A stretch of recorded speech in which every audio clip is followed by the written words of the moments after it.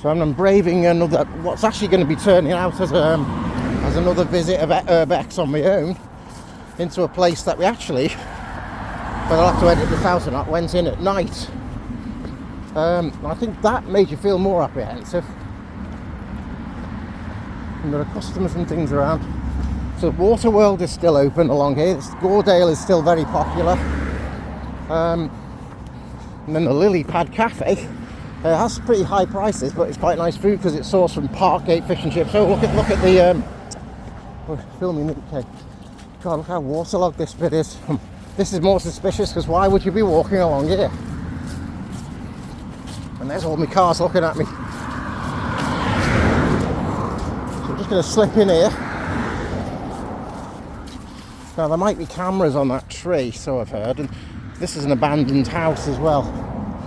When it was visited by Bad Boy Beeman, they slipped around there and into there. And on my first visit, this is going into this former car park. I kind of came along here and filmed about it. So I feel a bit nervous. I just want to get in and out quickly for that reason and just do a quick explore. Hoping we don't get confronted by anybody. So, obviously this was the car park. Now found out it was closed in 2013. We've got a bit of failing light today. And you can see there, right on this video, if you zoom in, there's a bit of a gap in the fence. Hence I'm going in. Fence I'm going in. Not particularly hidden here. So here we go. Just do not want to get confronted by anybody. It looks like a sort of den or something. It's like a mobile home or something like that.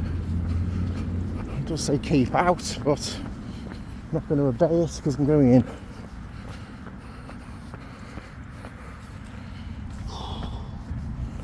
There we are, already in now, properly in. And if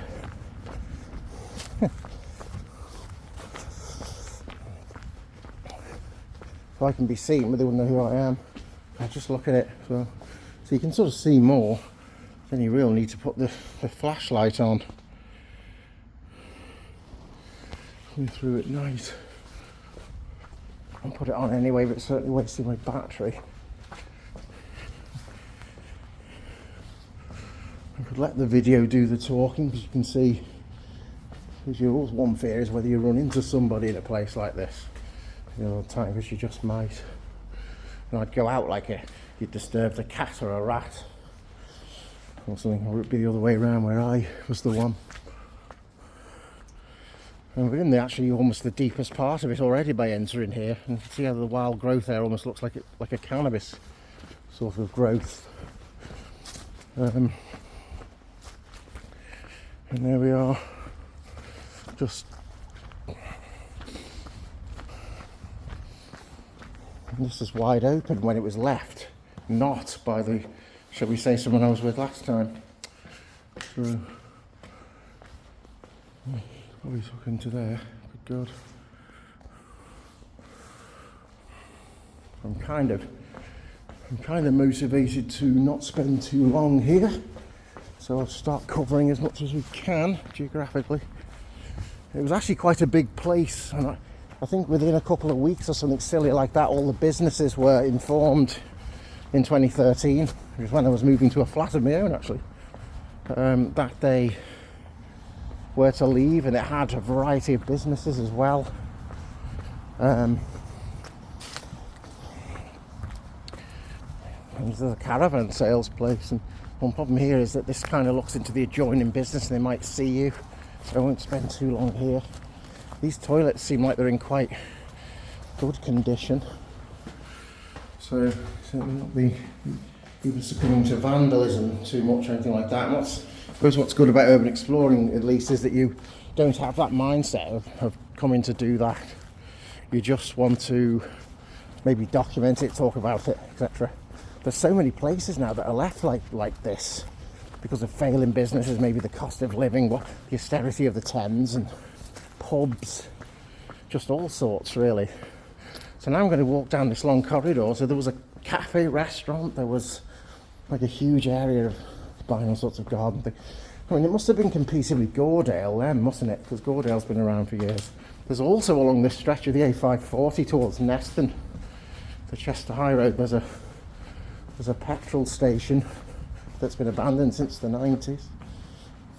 Got a counterbalance, feeling a bit nerve-wracked with watching your feet. So I haven't even got any special shoes on. And hoping we can just slip in.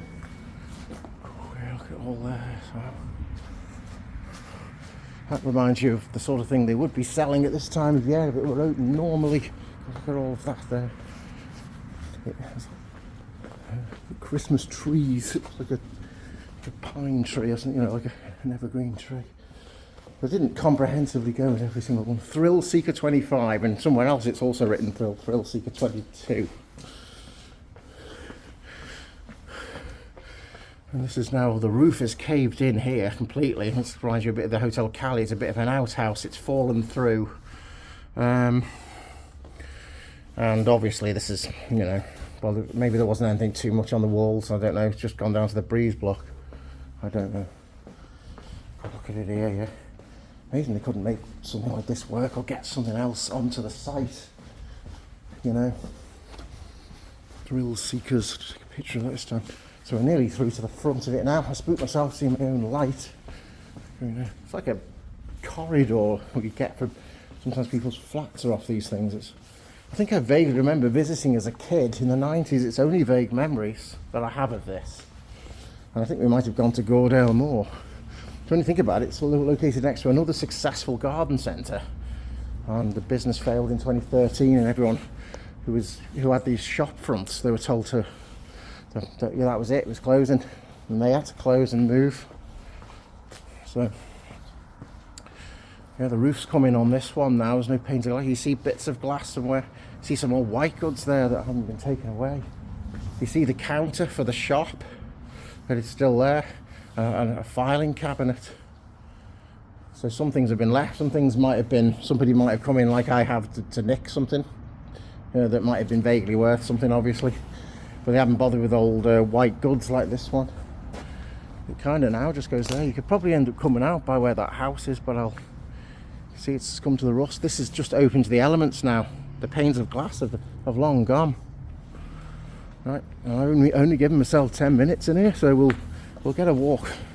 We'll get a walk down as well, hoping not to be met on the way out. There's only one way out at the front by the A540 and the also abandoned house, which again is abandoned at a time of housing crisis.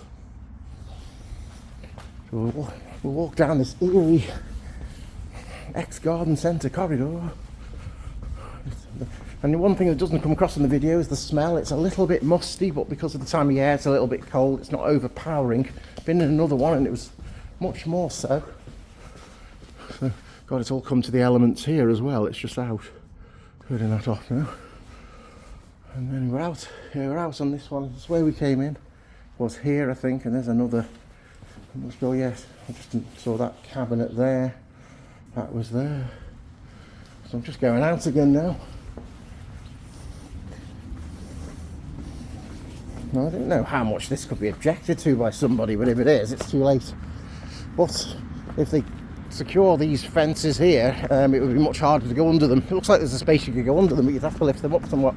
And now, rather in the open, I've sort of filmed the outside already. I'm much more in the open, so let's just see if we get out. All right, now. Oh, I thought then it was closed. Then I thought I saw a figure there, but I didn't. Imagine the fence had been closed even in that time. What's maybe slightly paranormal, and I don't think it necessarily is that that sort of, what do you call it, like an outhouse or a shed, or it was rather bigger than that. It could have been used for theatre or other uses. It's that big. The person I was with closed it, the door, or made it nearly closed, and now wide open again. So I wonder if he also found an object he said was in there previously, was now outside, somewhat down the path. So I'm a bit exposed now as I come obviously here to get back out again.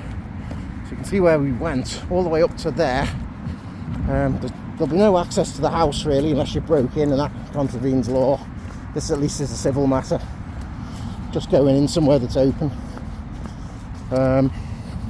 When Bad Boy Beeman did it, I think they just came round onto these. And I think that it looks like a light on the tree, but it might be a camera. So whether they would dispatch someone who's now just going anyway. We could have a quick look here, but I don't want to spend too long. Just because we're coming up to the... Shows you can get in through there as well, through the Waterworld car park. I don't know what I was thinking when I last came. I thought, you can't get around this, but you absolutely can. So where I've come round, you'd go around here, there's nothing to it. And then you're at the front of this house. So that's it. Go back to Gordale now. I haven't even hidden myself particularly, like we're just here. So obviously, say goodbye to the cameras. And just to see what's at the front, as you said, all this Carlsberg someone's left, just these breeze blocks that are here. Yeah. And I don't think it's going to bother the most ordinary people seeing that. Give it much thought, are they? But the police car was passing. Well, that's the, you could say daytime, it was more light than last time. This is just shut, Waterworld, the abandoned garden centre along the A540 near the, very much still open, Gordale. I think people in this house were alerted to Bad Boy Beeman, so we've not had them come out at least. And they came out at a more sort of summer evening. So, well,